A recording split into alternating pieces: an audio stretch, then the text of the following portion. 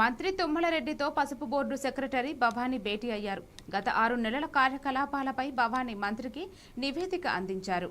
Oil palm తోటల్లో పసుపు అంతటా పంటగా సాగించడానికి సూచించారు. అధిక కుర్కుమిన్ రకాల పసుపుకు ప్రోత్సాహం ఇవ్వాలని మంత్రి సూచించారు. పసుపు మార్కెటింగ్పై ప్రత్యేక శ్రద్ధ అవసరమని అన్నారు. రైతులకు యంత్రాలు, పనిముట్లు రాయితీతో అందిస్తున్నామని బోర్డు తెలిపింది. ఐపీఎం ఆర్గానిక్ సర్టిఫికేషన్లో సహకారం కొనసాగుతుంది. ఐటీసీ, పతాంజలి వంటి సంస్థలకు పసుపు సరఫరా జరుగుతుందని తెలిపారు. నిజామాబాద్లో 10 ఎకరాల ప్రాసెసింగ్ యూనిట్కు కంపెనీ ముందుకు వచ్చింది. పసుపు ఉత్పత్తుల మార్కెటింగ్కు ప్రభుత్వం పూర్తి సహకారం అందిస్తుందని మంత్రి తెలిపారు.